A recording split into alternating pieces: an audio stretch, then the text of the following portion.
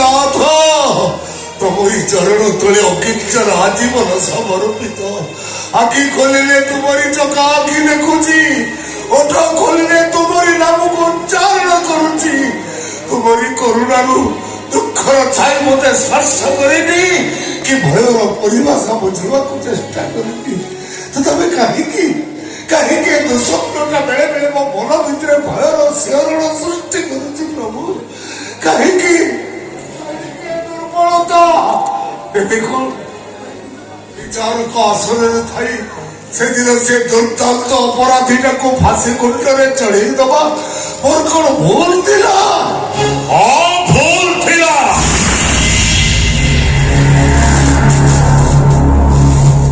ଭୁଲ ନୁହେଁ, ମହାଭୁଲ କରିଛନ୍ତି ଆପଣ। ଗୋଟାଏ ପରିବାରକୁ ବିଲକୁଲ ବର୍ବାଦ କରି ଦେଇଛନ୍ତି। ପାପ କରିଛନ୍ତି ଆପଣ, ପାପ।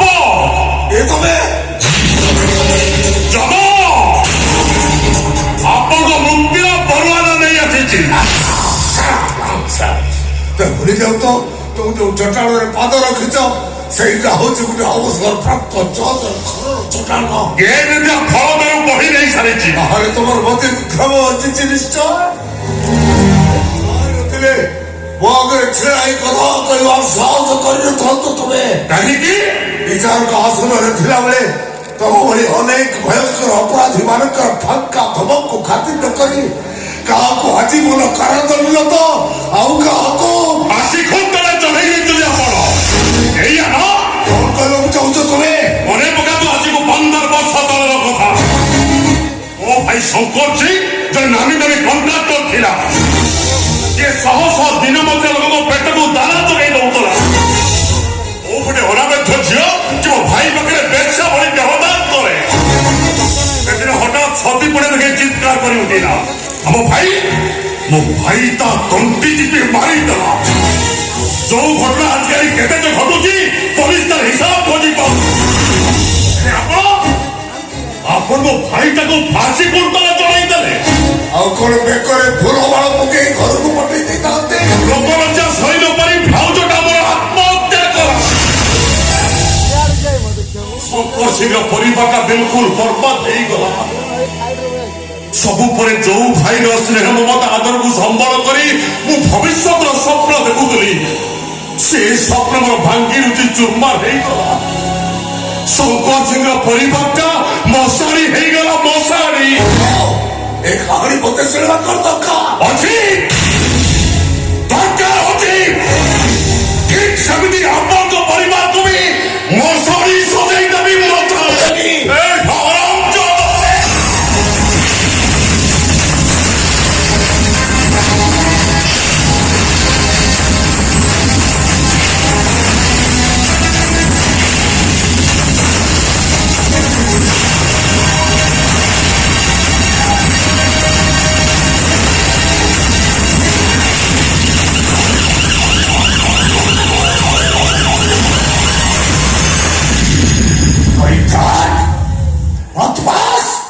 তোর এতে সাহস?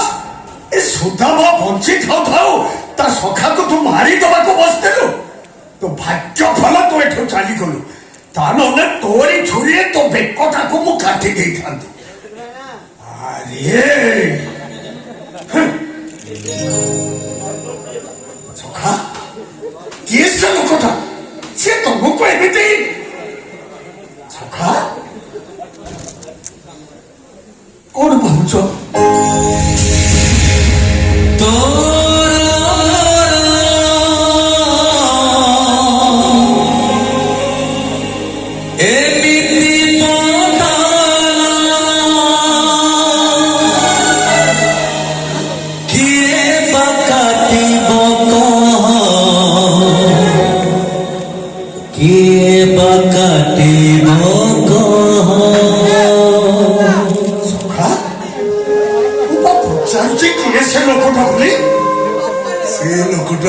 ସେ କଥା ମୁଁ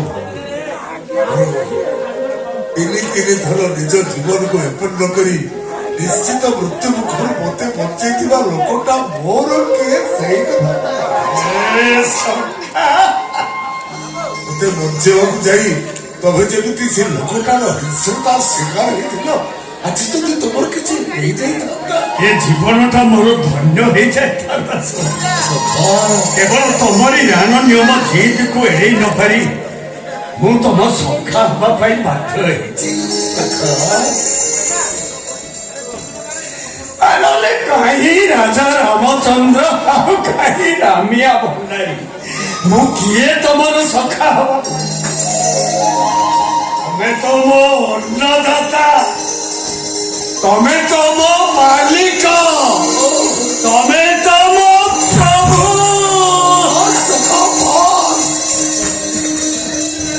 କଥାଟା କହି ମତେ ଆଘାତ ଦିଅ। ଆଜି ପର୍ଯ୍ୟନ୍ତ ମୁଁ ବୁଝିପାରିଲିନି ସେଠାରେ ତୁ କଣ ତମ ସଖାଅ ପାଇଁ ଦୁଃଖ ନୁହ, ସେଠାରେ ମୋର କଣ କୋଉଠି ତ୍ରୁଟି ରହିଯାଏ। ସଖା ସେମିତି କରି ମତେ ତମେ ଅପରାଧୀ ସଜେଇ ଦିଅନି, ମତେ ପାପ ଲାଗିବ। ଯାହା ହେଲେ ସତଟାକୁ ଆମକୁ ପୁଣି ମାନି ନେବାକୁ ହବ ନା ସଖା। କଣ ସେ ସତ? ଯୋଉ ସତଟାକୁ ନ କହିବା ପାଇଁ ଛାତି ଭିତରେ ଯେତେ ଚାପି ରଖିବାକୁ ଚେଷ୍ଟା କଲେ ବି ତଣ୍ଟି ଭିତରୁ ସେ ସତଟା ଆପେ ଆପେ ବାହାରି ଆସୁଛି ସଖା। ତମେ ମୋ ଅନ୍ନଦାତା, ତମେ ମୋ ମାଲିକ, ତମେ ମୋ ପ୍ରଭୁ।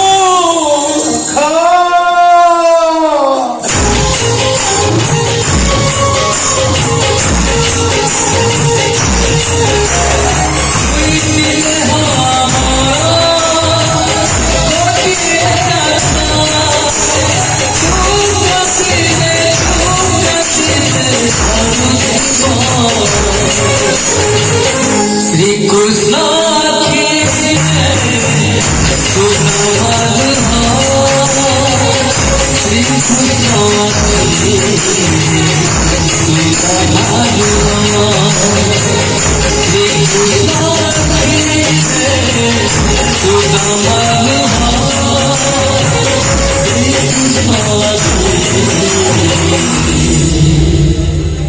सुदामालु ସୁଦାମା ନାଁଟାକୁ ମୋର କିଏ ଦେଇଛି ସଖା? ମନେ ପକେଇଲ ସଖା? କାହିଁ କେତେ ବର୍ଷ ତଳର କଥା, ସେ କଥାକୁ କଣ ମୁଁ ଏତେ ଶୀଘ୍ର ଭୁଲିଯିବି? ସେଦିନ ରଥଯାତ୍ରାରେ ଲକ୍ଷ ଲକ୍ଷ ଭକ୍ତଙ୍କ ଜୟ ଜଗନ୍ନାଥ ଧ୍ୱନିରେ ବଡ଼ଦାଣ୍ଡ ଫାଟି ପଡୁଥାଏ। ରଥକୁ ଆସିବା ପାଇଁ କାଳିଆର ପହଣ୍ଡି ହଉଥାଏ। ଅଛି ଆଉ ସମସ୍ତେ କହିଲେ ଇଏ କୁଆଡେ ଶାଳ ଗ୍ରାମ, ଇଏ ଜଗନ୍ନାଥ ପାଖେ ପୂଜା ହବ। ନିଅ ନା ରଖିଦିଅ, ନିଅ। ଏଇ ପୁଅ ଜାତି ଯୁକ୍ତ ଭଲ ମନ୍ଦ କିଛି ବିଚାର ନ କରି ସିଧା ମାରି ଆସୁଛୁ। ମାକେ ଯେତେ ବଡ ପଣ୍ଡା ଭଳିଆ ଦେଖିବୁ, ଦେଖିବୁ ଏଇନା। ସବୁ ସରିଗଲା ନନା, ସବୁ ସରିଗଲା। ବହୁତ ବିଭ୍ରାଟ ହେଲେ, ଦିଅ ଛୁଆ ହେଲା, ସବୁ ସରିଗଲା। କେବଳ ବେଇବ ପାଇଁ ବେଇବ ଅନେଇଛି। କଣ ହେଲା? ହେଇ ତମେ ମାନେ ବେଇବକୁ ଚିହ୍ନି ପାରୁନ? ଏ ବା ଚପଲଟା। ଆରେ କଣ ହଉଛ?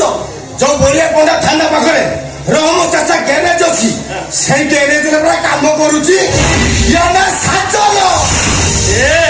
ସବୁ ସାରି ଦେଲା ରେ, ସବୁ ସାରି ଦେଲା। ଆରେ ମୁସଲମାନ ଏଇ ଆମ ଦିଅକୁ ଛୁଇଁଲା, ଆଉ ଏ ସୃଷ୍ଟି ରହିବନି। ବିରାଟ ବଡ ଅଘଟଣ ଘଟିବ, ମହାପ୍ରଳୟ ହବ। ସବୁ ସର୍ବନାଶ ହେଇଯିବ ରେ, ସବୁ ସର୍ବନାଶ ହେଇଯିବ। କେମିତି କେମିତି ଅନେଇଛି, ଯେମିତି କିଛି ଜାଣେନି। ଆଉ ମତେ ଲାଗୁଛି ଇଏ ଜାଣି ଶୁଣି ଆମକୁ ଦିଅକୁ ଅପବିତ୍ର କରିବା ପାଇଁ ୟାର ଗୋଟେ ଷଡ଼ଯନ୍ତ୍ର। ନାଇଁ ନାଇଁ ଆଜ୍ଞା, ମତେ ବିଶ୍ୱାସ କରନ୍ତୁ, ମୁଁ ଜାଣି ଶୁଣି ଏମିତି କିଛି ଭୁଲ କରିନି। ଦରକାର ପଡ଼ିଲେ ଠାକୁର ଅଛି ଶପଥ। ମାରି ଯାଉଛୁ କରେ। ଆଜି ଭଳି ଦିନରେ ଆମ ଦିଅକୁ ଅପୂଜା ରଖିବା ପାଇଁ ଏଠି ଗୋଟେ ତାମସା ଚଲେଇ।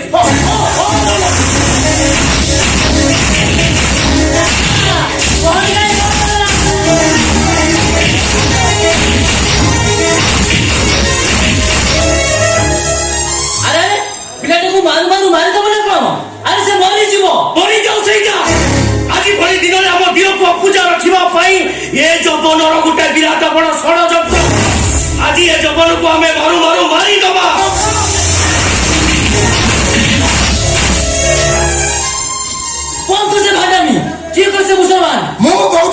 অনুমান তা না সাজন। না মিছ কথা, সে ମୋ ସାଙ୍ଗ, ତା ନାଁ ସୁଦାମା।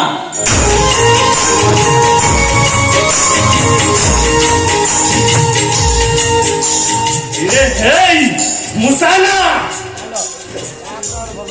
ଇଏ ବେଇ ପୁଅ କଣ ଏମିତି କହିଲାଣି? ତମେ ସୁଶାନ୍ତ ତମେ କାହିଁ ଏମିତି ବ୍ୟସ୍ତ ହଉଛ? ସେ କଣ ଗଭର୍ଣ୍ଣର? ଯାହା କହିବ ଆମେ ମାନି ନେବୁ। ନା, ନା, ନା। ଆଚ୍ଛା ଠିକ ଅଛି, ସିଏ ଯଦି ତୋ ସାଙ୍ଗ ତାହେଲେ ତୁ ତାକୁ ସାଙ୍ଗରେ ନେଇ ତୋ ଘରକୁ ଯାଇପାରିବୁ? ତୋ ଘରେ ତାକୁ ପୁରାଇବେ ତ? ପୁରାଇବି କଣ? ମୁଁ ତମ ମାନେ ସମସ୍ତେ କି କହି ଦଉଛି, ସିଏ ଆଜିଠୁ ଆମରି ଘରେ ହିଁ ରହିବ। ହଉ, ଆରେ ସିଏ ଯଦି କହୁଛି ତା ଘରେ ରଖିବ ରଖୁ। ଆମ ବୋପାର କଣ ଯାଉଛି? ଆସ, ଆସ, ଆମ ପହଣ୍ଡି ବଦନା।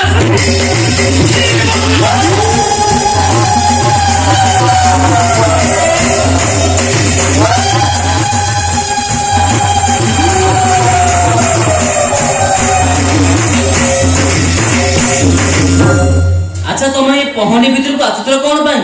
କେବଳ ଏଇ ଶାଳଗ୍ରାମ ପଥର ଖଣ୍ଡକ ଦବା ପାଇଁ। ଶାଳଗ୍ରାମ କାଇଁ ଦେଖି ଦେଖି।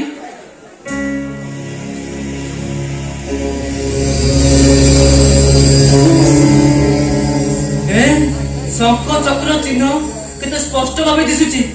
ପତ୍ରଟା ବି ସାଧାରଣ ପତ୍ର ବି ଲାଗୁନାହିଁ, ଆଉ ରତ୍ନ ପତ୍ର ବି ଲାଗୁଛି। ତମେ କୋଉଠି ପାଇଲ? କାଲି ରାତିରେ କେହି ଜଣେ ମତେ ସ୍ୱପ୍ନରେ କହିଲା ମୁଁ ଏଇଠି ଅଛି, ମତେ ନେଇ ଜଗନ୍ନାଥଙ୍କ ପାଖେ ରଖିଦବୁ। ତମ ଘର? ମୁଁ ଜାଣିନି, ସେଇ ରେ ମାଝି ଜାଣିଥିଲି। ସତରେ ତ ତମେ ମୁସଲମାନ? ନାଇଁ, ମୁଁ ହିନ୍ଦୁ। ମାନେ ମୁଁ ପିଲାଟିଏ ହେଇଥିଲି, ମୋ ବାପା ମା କିଏ ମୁଁ ଜାଣିନି। ଆଉ ଯେତେବେଳେ ଟିକେ ବଡ ହେଲି ସେତେବେଳେ ଏଇ ରେହମାନ ଚାଚା ମୋ ହାତରେ ଗୋଟେ ଜଗନ୍ନାଥଙ୍କ ଫଟୋଟିଏ ଧରେଇ ଦେଇ କହିଲେ ତୁ ହିନ୍ଦୁ, ତୁ ତୋ ଠାକୁରଙ୍କୁ ପୂଜା କର, ଏଇନେ ରଖ। ଆଉ ସେଇଦିନଠୁ ମୁଁ ଯେତେବେଳେ ଯାହା କରେ ଯାହା ଭାବେ ସେଇ ଜଗନ୍ନାଥଙ୍କ ନାଁ ଧରି ସବୁ କାମ। ଆରେ କାଳିଆ ବାନ୍, ବଡ ବିଚିତ୍ର ଲୀଳା ତୋର। ସେମାନଙ୍କ ଆକ୍ରୋଶରେ ଏଇ ଭାଇଟାକୁ ବଞ୍ଚେଇବା ପାଇଁ ମୋ ପାଟିରୁ ବାହାରି ପଡିଲା, ହଁ ତୁ ହିନ୍ଦୁ, ମୋ ସାଙ୍ଗ ସୁଦାମା। ଆଉ ତୁ ସେଇ କଥାଟାକୁ ସତ ବୋଲି ପ୍ରମାଣ କରିଲୁ ନା? ତତେ କୋଟି ଜୁହାର ପ୍ରଭୁ, ତତେ କୋଟି କୋଟି। ଆଚ୍ଛା ଭାଇ, ମରଣ ମୁହୂର୍ତ୍ତେ ମତେ ବଞ୍ଚେଇଲ। ଆଉ ଗୋଟେ କଥା କବି ରଖିବ, କୁହ। ତମ ଘରେ ଜଗନ୍ନାଥ ପୂଜା ହଉଥିବେ ନିଶ୍ଚୟ। ହଁ। ଏଇ ଶାଳଗ୍ରାମ ପତ୍ରଟା ନିଅ, ତାଙ୍କ ପାଖରେ ରଖି ପୂଜା କରିବ। ମୁଁ ଆସୁଛି। କୁଆ ଯାଉଛ? ଚାଚା ଗ୍ୟାରେଜକୁ। ନା, ଆଜିଠୁ ତମ ଠିକଣା ଚାଚା ଗ୍ୟାରେଜ ନୁହେଁ, ଆମ ଘର। ଆଉ ତମ ନା ସାଜନ ନୁହେଁ, ମୋ ସାଙ୍ଗ, ନା ନା ମୋ ସଖା ସୁଦାମା।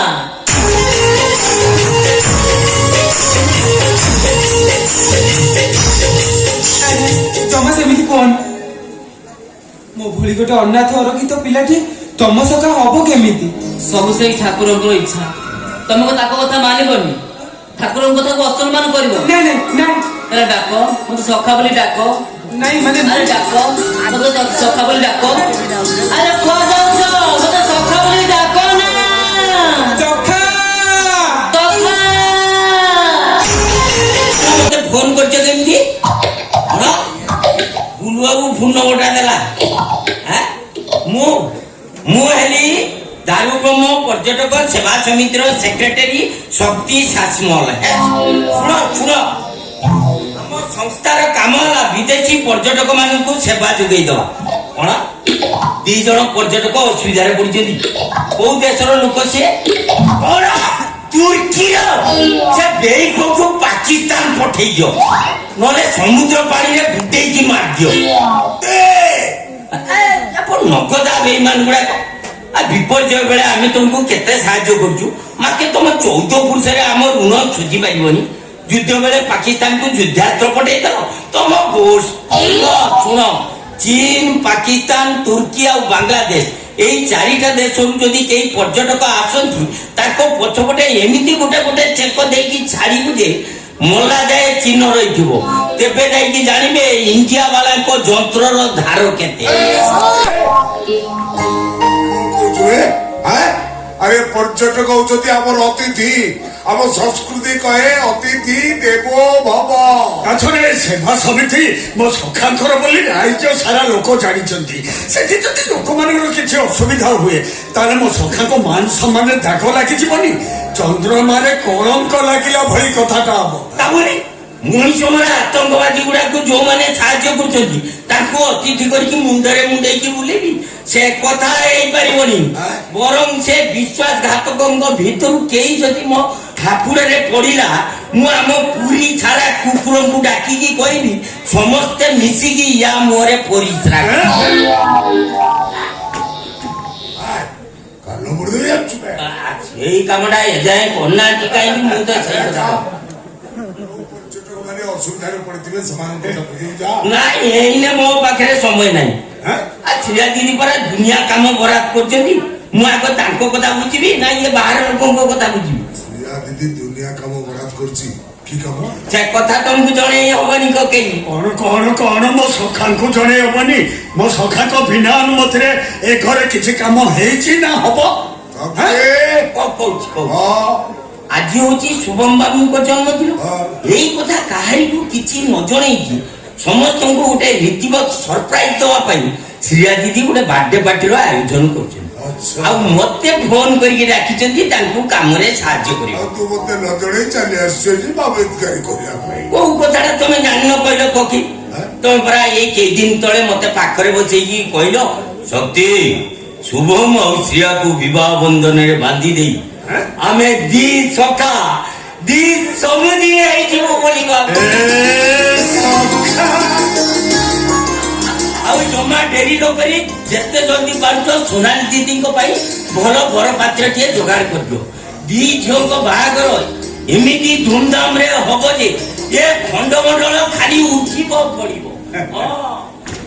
ସମସ୍ତେ କହିବେ ଦେଖରେ ରାଜା ଝିଅର ବାହାଘର ହଉଛି। ଆଉ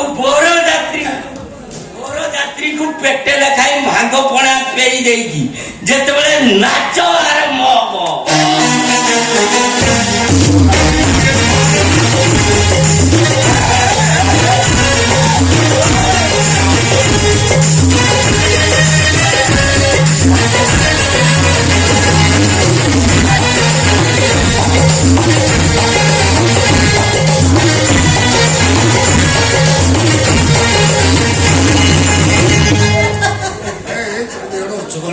ବସିବୁନି ଏ ବୟସରେ ତମେ ଯୋଉ ଷ୍ଟାଇଲରେ ଡ୍ୟାନ୍ସ କରୁଛ, ମୁଁ କଣ ଯିଏ ନାହିଁ ସିଏ ଆସିବ ନା କଣ ସାଥୀ? ହଁ ପରା, ଆଉ ଯୋଉ କଥା ସଙ୍ଗେ ସଙ୍ଗେ ସମର୍ଥନ କରିଦେଲ। ଏଥିରେ ମୋ ସଖାଙ୍କର ଦୋଷ କଣ? ସବୁ ଦୋଷ ହଉଛି ଏଇ ସଖାକୁ ସିଏ ଏମିତି କଥା କହିଲା ଯେ ମୋ ସଖା ତ ନ ନାଚି ରହିପାରିଲେନି। କଣ କହିଲୁ? ତମେ କହିଲେ ପୁଣି କିଛି ଭୁଲ କହିବି? ମୁଁ କହିଲି ପକେଇ ଯେତେ ଜଲ୍ଦି ପାରୁଛ ସୋନାଲି ଦିଦିଙ୍କ ପାଇଁ ଭଲ ବର ପାତ୍ରଟିଏ ଯୋଗାଡ଼ କରିଦିଅ। ଦି ଝିଅଙ୍କ ବାହାଘର ଗୋଟିଏ ଦିନରେ ଧୁମଧାମରେ କରିବ। ଆଉ ଶୁଭମ ବାବୁକୁ ଶ୍ରୀୟା ଦିଦି ବାହା ହେଇଗଲା ପରେ ଦି ସଖା ଦି ସମୁଦି ହେଇକି ବୋବାଲ କରିବ। ଏଇ କଥା କଣ ମୁଁ ଭୁଲ କହିବି? ସମସ୍ତଙ୍କ କଥା କହିଦେଲ, ତମ ବାହାଘର କଥା ତ କାଇଁ କହିଲ? ତୋ ବାହାଘର କଥା କାଇଁ କହିଲୁନି ତ? ମୋ ବାହାଘର ଚାନ୍ସ ନାହିଁ। ନାଇଁ ତମେ କହୁନ କବି? ଏଇ ରାଜସ୍ଥାନ ଝିଅ ଜ୍ୟୋତିମା ଲୋତ୍ରା ଆଉ ପୁରୀ ଝିଅ ପ୍ରିୟଙ୍କା ଶତପଥୀ